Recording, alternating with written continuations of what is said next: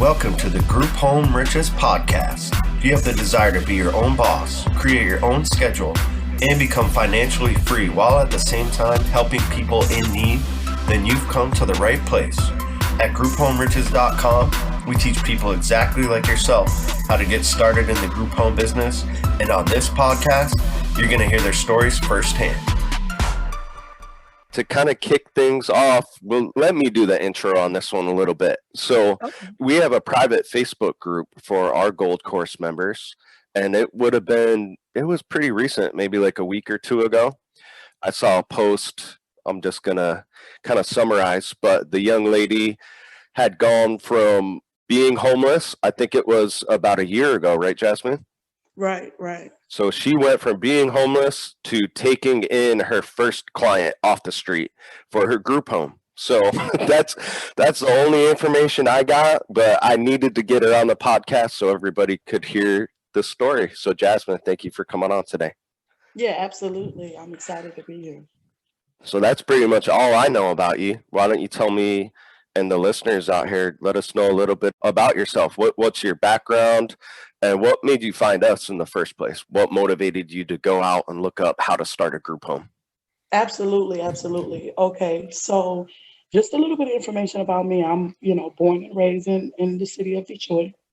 I have did so many types of jobs. It's crazy. Like I've worked in all different types of job fields. I have a lot of marketing experience. I've done customer service. I love customer service. And I knew I wanted to help people. I started off going into paramedic. I got a certification for EMT.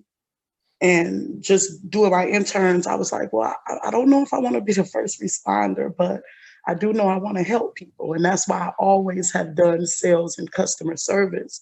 I've worked for a lot of major companies in Detroit. So I know a lot about a lot of things, and pretty much what made me want to start opening up the group homes, me and a good friend of mine, she had reached out to me. She had purchased a couple of homes in Detroit. They're extremely cheap, and she was renovating them, getting them all good to go, rehabbing them. And she's like, she want to do group homes, but more so she want to structure people with mental disorders. And I think it was a bit overwhelming for her because she was just everywhere with it. And that's when I started doing research on how to start a group home. And that's where I found you guys at Group Home Riches. And so much information. I just started watching all the podcasts and things like that. And I was just finding simple things and trying to take it back to her and letting her know, hey, I found this idea. And it was just, I don't think she believed me. I think that's what it was. And so she kind of told me she really didn't want to, she just want to work on fixing the houses. She don't know if that's exactly what she wanted to go into. But I had dedicated so much time and energy. And now I have a passion for it that I'm like, I just, I don't want to stop here. I want to do more. So that's when I ventured off to doing them on my own. So kind of once you realized that it was something that you could get going without a ton of money and without Absolutely. licenses and stuff like that, you hit the ground running. Yes, it was like I saw my eyes was like, oh my God, this is awesome. Let me do more research in every video, every podcast I was listening to. I was just taking everything in and writing, taking notes and things like that. And I know my background and my passion comes from, helping women with kids because I'm a woman. I have 3 little ones and I did struggle with being homeless. Me and my mother, we were best friends, and I lost her about 5 years ago. And I think that threw me off because I just woke up one day and she wasn't here, and I went through a lot mentally. And I wound up losing my job because I wasn't going to work, and then I was homeless with my babies. And I say, wow, how did I get here? So, I'm a fighter, so I got up out of that. But instantly I knew that was what I wanted to do when I saw group homes was where I wanted to get into. I said, I want to help women. I want to help children. And then I said, well, I want to help, it's so many guys, me doing my research is, more guys who are struggling with being on the street than women. So I'm like, man, I don't want to leave them out. So let's do this. And, so many ideas had just thrown in my mind into me trying to figure out exactly where I wanted to go with that. That kind of became your motivating factor when you were kind of in need of this housing pretty recently. Absolutely. Like, because when I was homeless, I had traveled off to Ohio and I was living with a sister-in-law and it just wasn't working out. And I was in the shelters. And then me always being self-sufficient, I'm never really down too long. And I got contracted with Google and I was able to work with them and, save money and plan for worse situations if that was to come again. And me saving and I married my husband and he's in construction and, we're doing really good together. So us saving and investing money was the perfect, thing for us to do. And even with my husband, I had got to a place where I just really disliked my job. And he's like, well, the only thing I've ever known you to do was to help people. That's just what you like doing. And I'm like, I know, and it's what I wanted to do. And he said, just focus directly on that. And that's what I've been doing. And when I said, hey, let me go off and do it on my own, from then, I was listening to the podcasts, but I was also listening to this other lady. She had recommended volunteer work. And then I saw like another podcast where you guys was like, oh my God, people really do that. And I volunteered for about a month at a local veterans transitional housing facility. And she's been around for over 40 years. And I learned so much with working in there. Like, she does so much in the community. It was amazing for me to go off and see that. So that was one of the first things after watching the podcast is I went off to do volunteer work.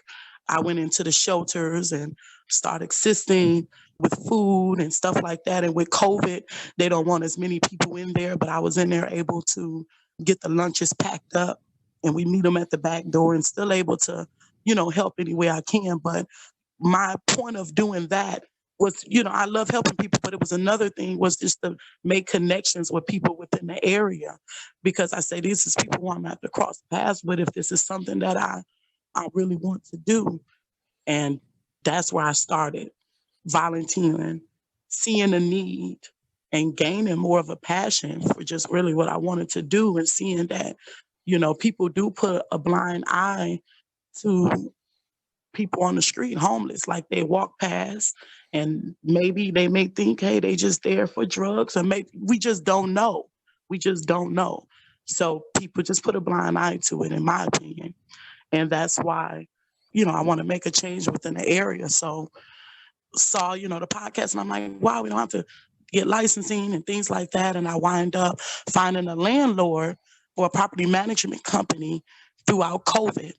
And he hasn't received, and one of his properties has a family flat. And in the lower unit, this woman, she's been in there since January. And it's about to be January again. So it's almost been a whole year. He hasn't received any payment. And it's like impossible to get her out. He's just taking her to court. It's just crazy. And he's like, I really don't want to rent to another tenant. So him seeing me come was like, his eyes had lit up. And he has multiple properties here in the Detroit area, to where, like, right now, I'm starting off with just doing affordable living. And I want to get assisted affordable living going. So we're working on that together. And like, he's putting in a half bathroom in the basement. They checked it out for zoning and things like that. So we're good to go. And I know that that's going to be a lot of more time investment.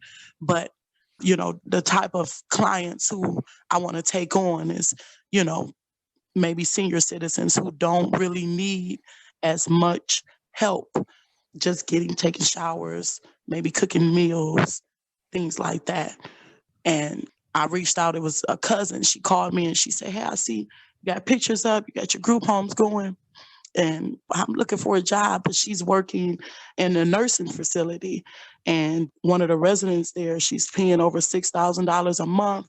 And she said, the hallways just smell like piss. It's just such an advantage for me, because I know I love to help, especially my peers. So me taking someone out of that predicament and being able to put them in this, they only got 3 people versus 30 people on the floor. It's just 3 people in a home, and can be able to make a difference that way too. So that's going to be the next house that we're going to be getting up and going. Nice. And do you understand the idea of outsourcing? Yes, I do. So Yes, I do.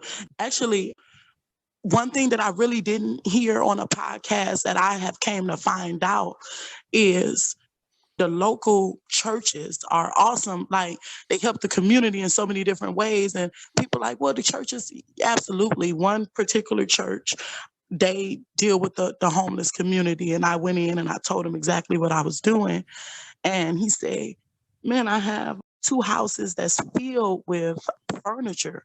It's all yours, it's all yours to take it. So I went and got the biggest U-Haul I could find, and that's how I was able to furnish it with really no money. So let's unpack a little bit of that, because you just covered a couple really key things that a lot of people struggle with to understand just in the beginning, and then they struggle to do with it. Think of how many people out there are want to start a group home, right? Mm-hmm. They want to get into real estate, but they also want to help out the community like you're doing. Many people are check to check, and they get stuck. You did not. So let's talk about, so you got this thing started with very little did you use any funds of your own to put down, or are you just doing straight partnership, no money down kind of stuff? Yep, straight partnership, no money down. So you got you got a business started with absolutely zero. The money that I came out of pocket was just for like legal purposes, getting my LLC, and couple $100 maybe. Yeah, nothing. But it's just more so been me investing a ton of time and research into trying to. Now I'm more so focused on marketing, because I got one house filled, but I got to get the downstairs going. Okay. So this is. I thought you had one tenant that we were going to talk about. So now we'll talk about how you filled the house. Not you just didn't get one tenant, but you filled the house. Great. So even better. Yeah, I got before we get into the marketing stuff, let's talk about the partnership. So you talked about it for a little bit, but this is the question that I get the most is, why would a landlord even want to work with the group homeowner? Yeah. And I think a big thing with originally my friend who we were going to do it together, that was her thing. And with me, because I've been in sales, because I love a challenge, because I love being on the top, I don't like to take no for an answer. So when she did kind of tell me, it kind of threw me off when she said she really didn't want to get it going because of money issues. And I was like, man, I understand that. I respect that. But I went about it a whole nother route. You need to become an asset. So it's all in the approach. So absolutely, Jasmine didn't reach out to this landlord with absolutely nothing, right? Like, the landlord wasn't going to need to teach her, what to do or how to market or anything like that, right? No. So I'm kind of assuming what your approach was, but I'll let you tell it. The landlord who I partnered with, he was trying to be a hardball at first, and like we're really good friends now. But he was trying to be a hardball because he's like, no, I don't know if I like that idea. All those people, because I want more so focus on sober living. That was my initial idea at first, and he's like, yeah, I don't know, da da da da, and I'm just like, man, well, your house is vacant now. So I'm assuming you just had to, get someone on up out of there and spend a lot of money and expenses and taking them to court. And it is COVID now. So I'm kind of surprised you got them. They was able to move out. And then I think I was able to connect with them just on that part and sympathize. I get it. You got people in your houses and they're ripping them apart and destroying them. And now you got to put all this money back into fixing it up. And I hit him with, I just pitched him really well. Like, let's 10x your income versus, just making a little bit by. And actually he is not even from Michigan. He has numerous properties in New York and in Dayton, Ohio, and he has like 3 here in Michigan. And after our initial first conversation, he was on board, but then I stared off a little bit because I was doing so much volunteer work, and he got to harassing me. He started calling me, phoning me, like, wait, come back here. Don't you go nowhere. It's how I felt. Cause he's like, you hit me with a good plan. And now, because I was considering doing group homes 5 years ago, but it just seemed too overwhelming. And I was like, I get it and I understand. And then when I saw that he was chasing me, that really made me like, oh my God, like, let me jump on this even faster. And the process have been going so fast, like so fast everywhere I go. And I speak about things that I'm doing. People, man, you do get a lot of people who may taunt their nose up at you, but that's only because they're jealous. But the people who are really, happy that you're doing it, I've had someone go in their pocket and give me $50, and I've returned the favor. I was in a gas station, and it was a guy in there, and he was just filthy, and he was asking for money, and I told him, I gave him a business card, and then he called me for hours, and then the next day came back, he was sleeping in his car, and it was cold, and I just felt bad, so I gave him $40 for a room, but it was the 40 that was passed along to me, so I just passed it to him, and he's actually one of the tenants that's in one of my rooms now. Beautiful. It always comes back full circle. So you basically, this really can be the solution to a lot of problems that a lot of landlords have, buy and hold investors. And you kind of, you're a salesperson, I could tell. Great. So you kind of, this is what's called, the pain point in sales, right? So you brought up the problems that he was having, probably built them up a little bit, right? And it kind of, it's the truth, right? Think of how much money he's been losing, and the headache and the stress that he's going with. I heard it in his voice. Yeah, and even if things were going great, most landlords are only making like $200 or $300 per property on a good month. If he has to clean up the house and do an interior paint job, there goes the profit for the year. But I'm guessing there was a lot more damage than that, and people, like not paying right now. They don't have to pay. Yeah, my business partner in particular, he was just like, I'm just kind of want someone in my home who don't have like 6 pit bulls in the backyard. Yeah. So Jasmine approaches somebody like this, it brings up those problems, and then is basically the solution. Hey, check this out. Sorry about that. I was yep, you're back. It's all good.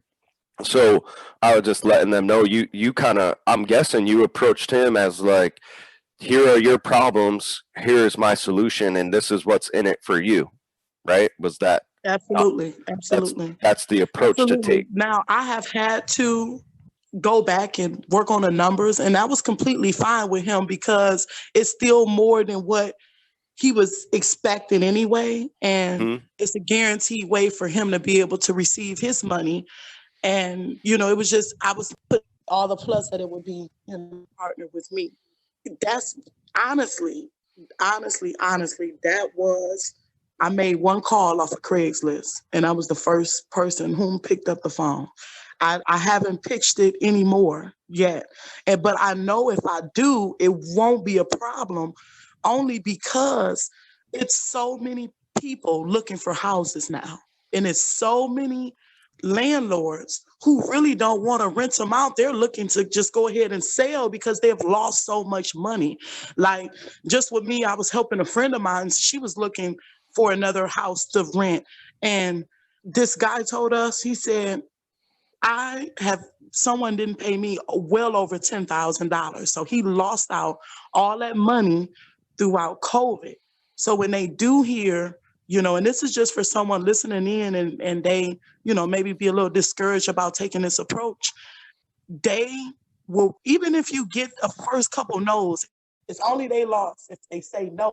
If you speak it and you speak with passion and they hear you, they're going to say yes because they want their money. It's all about money at the end of the day. And if you're offering a little bit more than what they're already not even receiving, then it's definitely a plus for you. And that's just how I was able to, get everything started. You said you made one call on Craigslist and that's how you found your partner?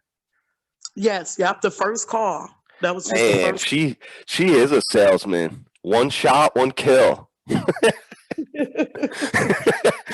But Yeah, if you have the right mindset and you have the right approach, you understand this, and you can confidently say, if you know the business and you've done your marketing, then you can carry out what you're pitching. So Jasmine filled up the property already, right? So you need to be confident to do that. And it's it's fishing in a stacked pond, basically, especially with COVID. Yeah. You kind of brought up these are disadvantages in rental investing to begin with, but now with COVID, people or landlords have tenants out there that are not paying them and they don't have to pay, and the landlord cannot evict the tenants, and I believe that's nationwide.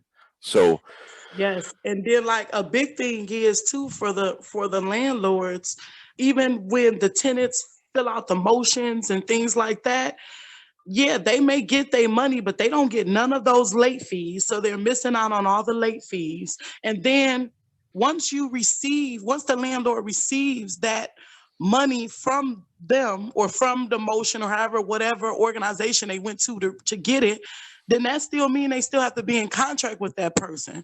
They gotta, and then they may have to pay for all the eviction processes again, because the fact of the matter is, if you got someone in your home and they're struggling with paying and it's COVID and they're still not working, and just because they got an organization to pay, the next month is still gonna be hard for them to repeat it.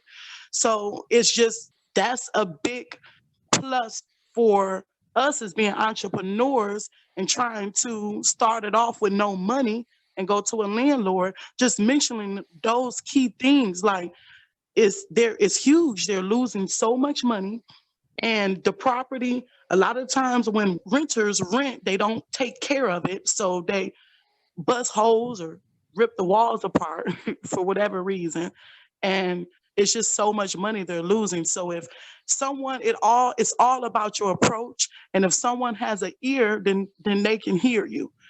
But if they're not trying to hear you, then that's just what it is. But if you can get someone just to listen to you, and you slow down and you speak clearly and you calm and you are confident, then it will be okay. 100%. And if you're not confident, that's just a signal that you haven't taken enough action. Get out there and take enough action to where you feel confident. So Absolutely. Now this gentleman that you partnered with, was he just excited about getting paid on time and getting paid a little bit more?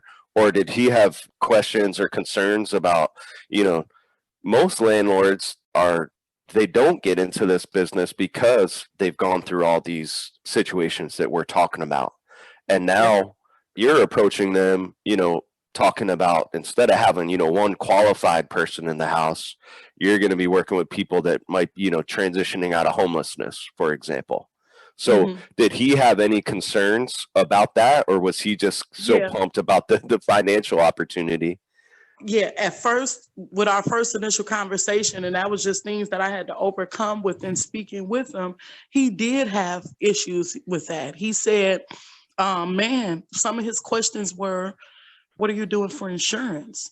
And then that was a question for him. And I found out a lot of that other information off the gold packet.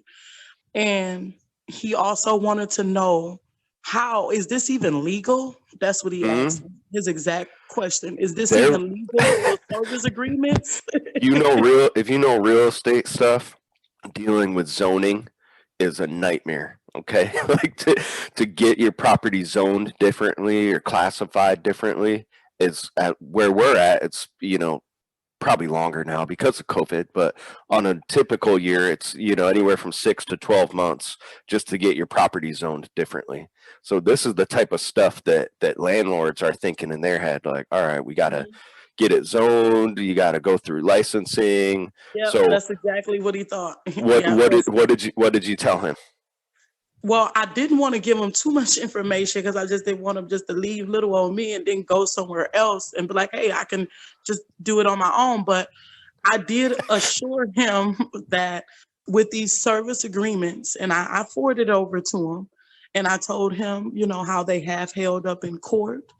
Another way of him trusting me was that I was already volunteering and that I already had a lot of knowledge and wording that I was using because he's familiar because he runs a real estate company. So he was familiar with some of the wording that I was using. So, he was, after our first conversation, was probably about 45 minutes.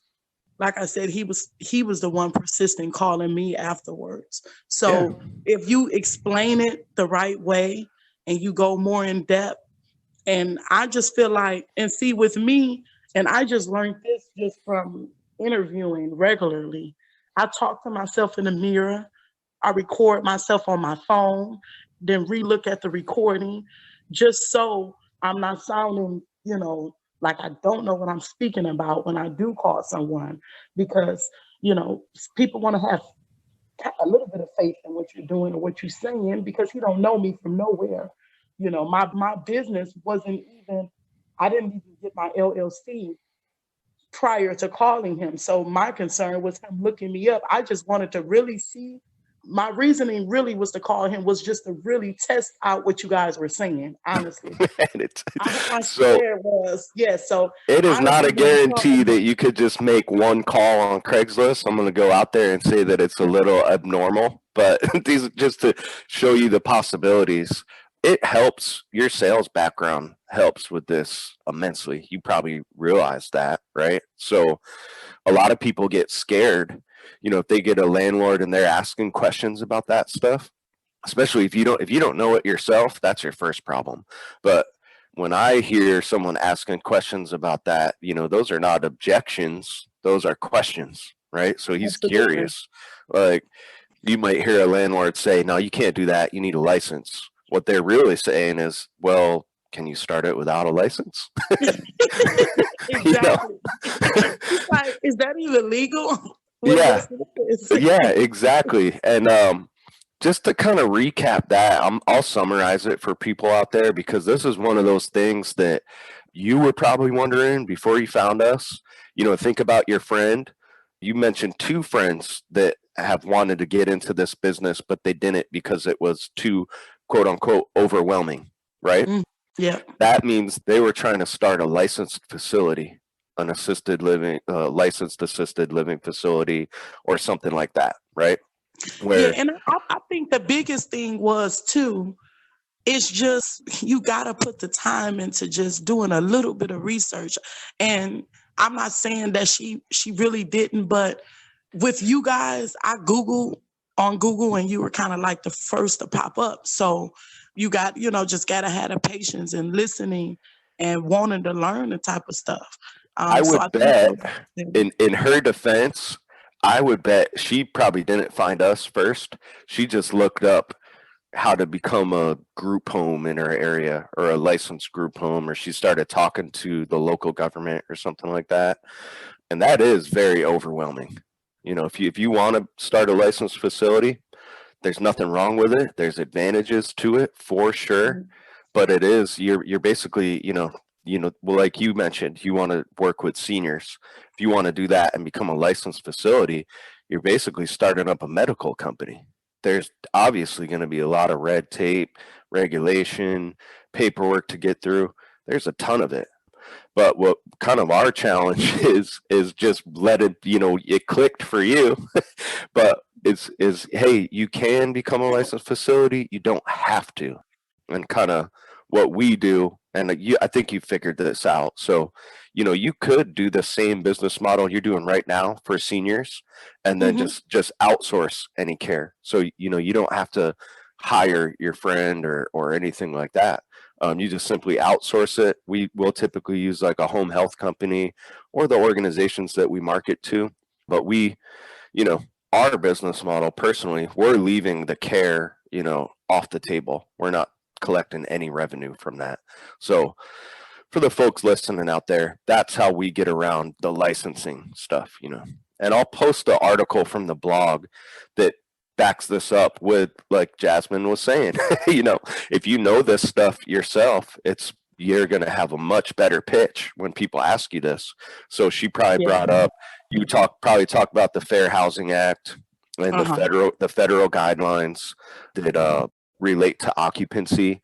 And I'll post a really cool free article in the description here for folks out there. So, don't take my word for it. Don't take Jasmine's, any other podcasts you listen to on this channel. Don't take their word for it. Go read it yourself. And then when you are speaking to landlords, was that his first question?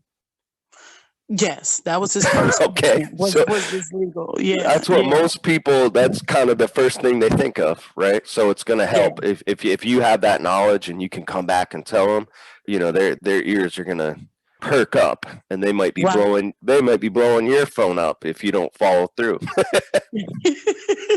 So that's a huge part of it. I love the fact that you have a sales background, so you were able to. Did you read our guide about finding a partner, like with the sample pitch, or did you just kind of realize this stuff on your own?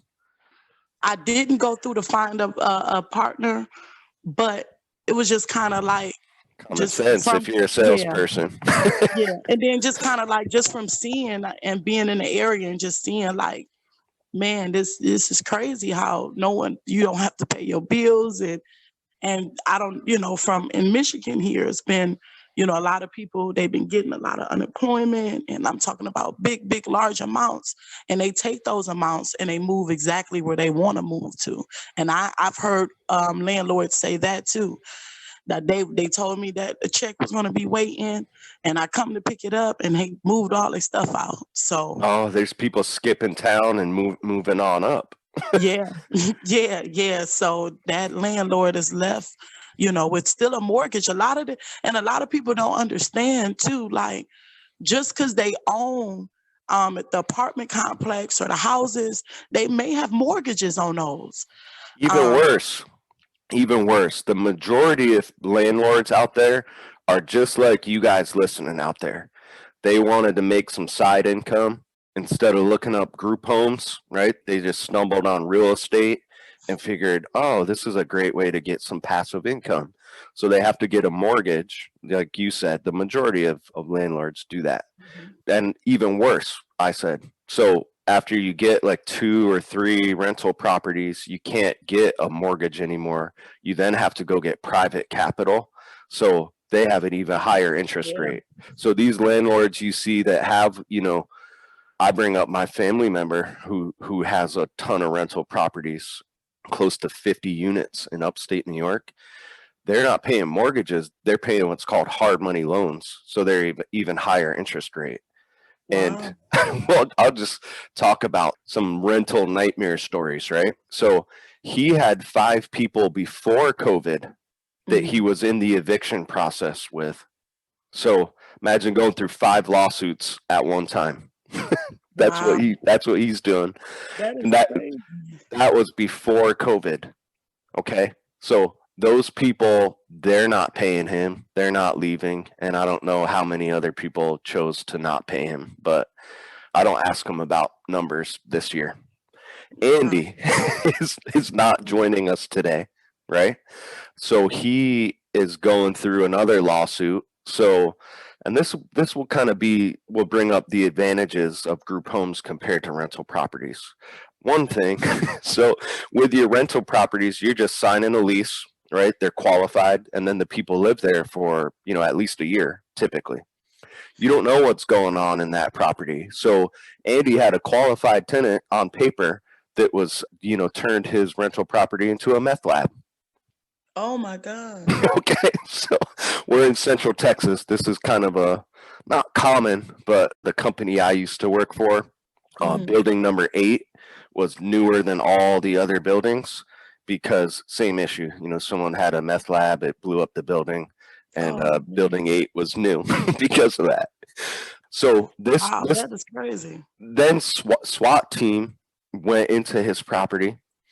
Obviously, she broke the lease, right? So he kept her security deposit, and in return is she sued him for like $20,000 or something like that, something ridiculous. So these are all just real life nightmare stories. And if you guys like Jasmine, you call up 10 people on Craigslist with a vacant property, I bet 4 or 5 of them have stories just like this, if not more. Absolutely. Yeah. So Yeah. with the group homes, it's not like, hopefully. So I know you're pretty new to it. How long have you been following us for? I've been following you guys not long, probably for about 5 months. Yeah, it seems like you got things going pretty quickly. So hopefully you have some systems in place. So are you using our license agreement with the Yes, Gold I Course am. or something similar? So Yep. right off the bat, we're not leasing the property to our tenants. We don't have to go through the eviction process. It's similar to a hotel. You break the rules, we ask you to leave, you got to leave. Boom, huge advantage. So, did you explain that to the landlord? Yep. And that was a good selling point for me when I did mention that to him. Yeah, because Um, he's he just yeah, went through the eviction. he was like, wait, how would you do that? How would you be able to do that? And then we spoke more, and I forwarded him over a copy of what I'll be using, which was what I pulled out the gold packet. And he was like, okay. So he heard me a little bit more. And yeah, he gave me the go. And he's so excited. He's probably even more excited than I am about, doing the affordable assisted living. Yeah, if you've gone through this, and you realize the advantages. When I talk to real estate people, like on the coaching calls, you just see that their eyes like light up, right? Because it's especially if you have the motivation to help your community out. This is kind of a way to kind of minimize those disadvantages of rental properties, but then at the same time, you're going to be helping out the community. You're going to be helping those people in need. And the first thing, probably the first thing you use to catch his attention, you're going to be making way more money. So Absolutely. Yeah. it's all kind of counterintuitive, but once you can explain this stuff to people, the sky's the limit. So, and what a great first call you made. So the guy has a couple different properties. If this one goes well, you probably have the option to kind of grow with him if you choose to, right? Yeah, absolutely. And then, he's really investing money already. Like I just told him, my vision as far as, with affordable assisted living. And he had already started the process. He's like, I got someone installing a half bathroom now. So like, I was like, wait, let me finish this one first. And he's like, well, you got it. We'll get it going. So he's pushing me even when I'm like drained. He's pushing me to be like, hey, don't forget about this part. So that's great. And you don't have to go into details if you don't want to, but I know what people are wondering. Are you guys doing like a revenue share? What's like the agreement that you have with him like? Okay, so yeah, we're doing 60-40. So I'm taking 60% and I'm gonna give him the 40%. Okay. And that's a percentage of the profit. And there's Yep, like you don't. off the profit. So Cool. how we're doing it is we going to, as far as the expenses for the utilities and stuff like that, because I'm taking the 60%, I'm still going to cover that. I've even I put a lot of that into my business name. And then I'm going to give him what we agreed upon each month. Now, we had to mess with those numbers a little bit because the rooms was not as big as I thought they were going to be. And I wanted to do like shared rooms. And because that's definitely not an option with this property, we went back to the drawing table. But even still then, he's extremely comfortable with what he's getting. And just with the thought of knowing that you're going to get it. Now, again, I I didn't know him prior before that. So it all just came off of trust and knowing what you're talking about when you are speaking with him, and kind of when you say you're going to do something, get it done. I invest a lot of time into going up to shelters, although a lot of them are closed, but some of them are still open. So just pretty much knowing what you're speaking about. And I know that's why he trusted me, just because I did my research prior to calling, because I don't like sounding like I don't know what I'm speaking of. So, and with me having that confidence in seeing, listening to the podcast, but I'm someone, I like to see things in action. So with going out there and communicating with different group homes in the area, some of them really didn't want me to come up there, but I kind of forced my way to get there. So But you went and checked out kind of your competition a little bit. yep, and even with just Googling, a lot of the places I just wanted to drive by, because it was one particular block to where I lived on a couple years back, and it's a group home on that block, and I've never known that. And I was like, no wonder I would see, so many people, but it still wasn't like you would picture an average person, a picture that's what a group home is like if they don't know what it's like. It was just the Yeah. people there, they working anyway. So they're working all day, they're gone. And it was like, I just didn't even know it was there. So that right there, I was like, then I really started looking, okay, we have a couple over there, a couple over there. What do they do there?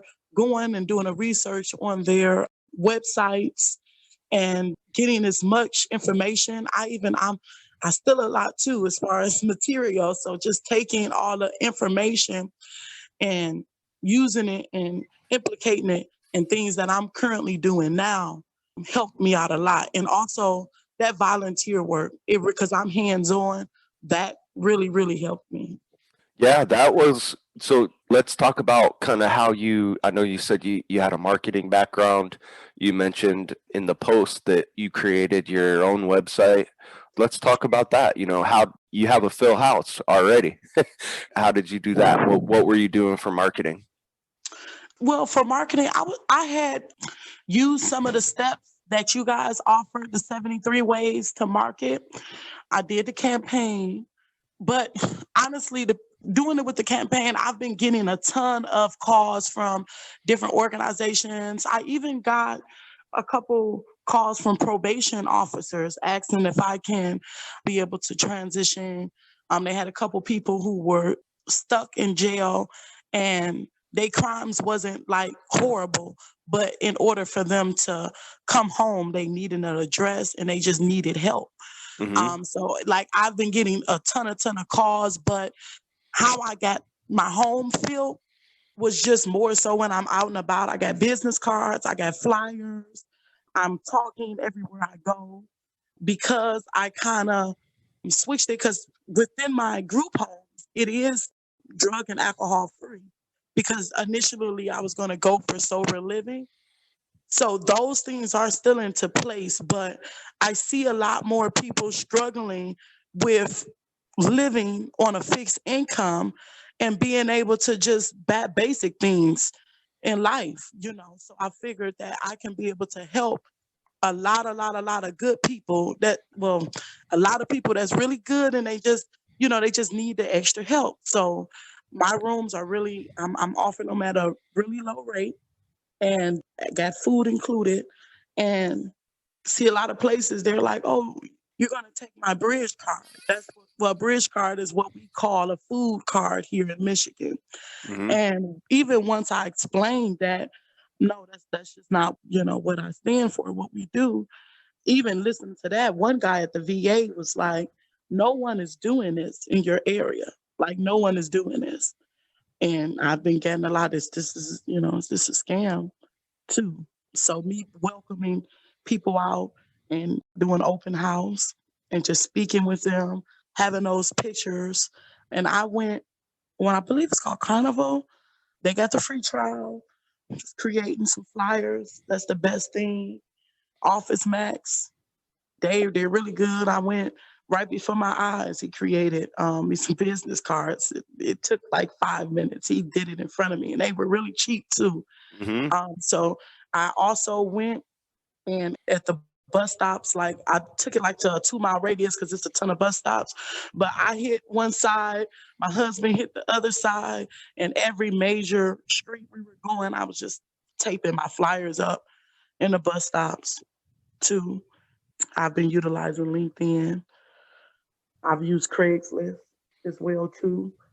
But majority, like the guy who I have in my group home now, he was someone just from the gas station who just needed help. And then it's another guy who gets a income from the Social Security Administrative, and he was living from couch to couch. And I saw him out and about, gave him a business card. He called, and now different churches that I am working with, they pay first month of security deposit. Now I don't mention that to, people who I come into contact with, but if I see that they struggling and they're like, well, I got this amount, then I'll give them a pastor number who I'm really good friends with, and it's nothing for them. Like they'll love to write a check to help someone if they're not on the street no more. So that was a way that I was able to get it filled too, which is connecting them with someone who can even be able to give me first month of security deposit, and then setting it up in a way to where every month I won't have that issue as far as being paid the next month. Man, 100%. So this is a textbook case. So we recommend our coaching clients, they ask us what to do for marketing. Do as much as you can with your time, energy, and resources, just like Jasmine just laid out. So I asked her what she did for marketing, like everything you can think of, anything possible, everything in our gold course, and then some creative ways out there as well. So it's not an accident, and it's not luck as to why she has that first home filled so quickly. So kudos to you, miss. Thank you, thank you, thank you. So it sounds like you have a great foundation laid. I mean, you were even ahead of where I thought you were. So I thought you had kind of just started and just gotten, that first client, and we were going to talk about that, but you're rocking and rolling. So what are like the future goals? Like, where do you see yourself in like the next year or two? Are you doing this full time now? Yes, I am doing this full time. But Beautiful. even with full time, it's really not full time because I still find myself spending a lot more time with my family members and things like that. But I set a schedule every day for myself as if I am going to regular work, so I can kind of time manage my time. I've just, a major shelter in Washington, D.C. had reached out to me to become an advocate for them. So that's something that I will be putting forth too. But as far as with the group homes, my goal, I met someone who have 20 group homes in Michigan, and Jeez. I'm competitive, so I probably want 21. Nice. Well, just keep in contact with you. We'll walk you through it. So, Andy, you kind of described what Andy figured out too, and kind of what he scaled. Really, at the end of the day, no matter what demographic you are, marketing to or offering housing to, there's a huge need for affordable housing, no matter what demographic. If you want to do sober living, seniors, people transitioning Absolutely. out of homelessness, even just the general public, you can just, advertise to the general public and find people that are needing affordable places to stay. So it's one of those things where there's a ton of demand, right? You can just look outside in any major city or any populated area and see the need for this. And there's very little competition. Jasmine's done her research and has found some competition, but still, think of how many people do real estate investors. Everybody's doing that. Very few are doing the group home stuff. Yeah, So yeah. And it's very surprising that a lot of more people don't take this approach. That's very, very surprising. But then another thing too, before this ends, I just want to add out there too, big things that I have challenged or have had challengings with is just with having the confidence and the strength to just keep moving. Nothing really happens overnight. But if you working hard and you stick to the plan, it'll be okay. Like I've, had fallen outs with friends just recently because they don't understand, or they like, wow, how is these things happening so fast? But if you are doing what you set out to do or what you say you're gonna do, it will happen. Anything is possible. And that's just something else I want to add. And I really, really mean that, because I've been coming into contact with a lot of people that's just they just they're just discouraged, and they say they overwhelmed, but I just think the thought of the process is overwhelming. That's what I think. I couldn't agree more. I find a lot of people I talk to that feel that way. They feel stuck. Just a couple kind of topics or issues that they're fuzzy on.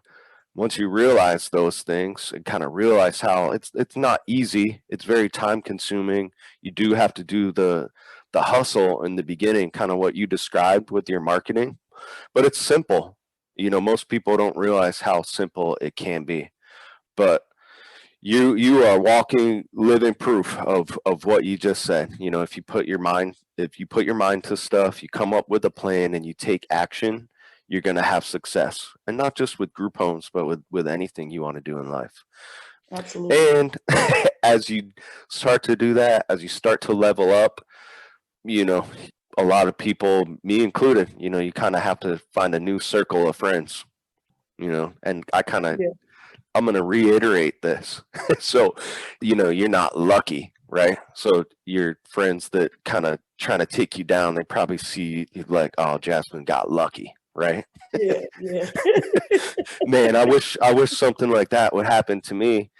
Well, Yeah. you didn't go volunteer and put in all that time and energy into whatever you want to do. So don't let people like that discourage you. So, Absolutely. man, what a great story. I knew this was going to be good just from your post. So thanks for getting back in touch with us so quickly. Absolutely. Um, And I really do appreciate you guys too. That the group home riches, it really, really, really helped me so, so much. And I'm happy to do the podcast today. Thank you, you guys. where can people look you up or find you or more information on you? Yeah, my website is soberliving.online. You could be able to go on there and see a little bit more about what I do. Also, I'm on Facebook. Affordable Living and Sober is my Facebook page. You can go on there and check me out as well too. All right, Jasmine, what a great story. Thank you again for coming on. Guys, if you made it this far, you're curious about it. If you are not on our mailing list, bare minimum, head to grouphomeriches.com, sign up for the free material, check out all these podcasts, check out the YouTube. You can learn a ton of just the free stuff we put out there. If you want to streamline things, sign up for the gold course. We'll have a link for you to do that here in the description. We talked about the Jasmine, a key part of her marketing was the website, right? You're going to want to have something like that to put on your flyers and business cards. You could get the same website we use, or if you're like Jasmine, create your own. But yeah, thank you.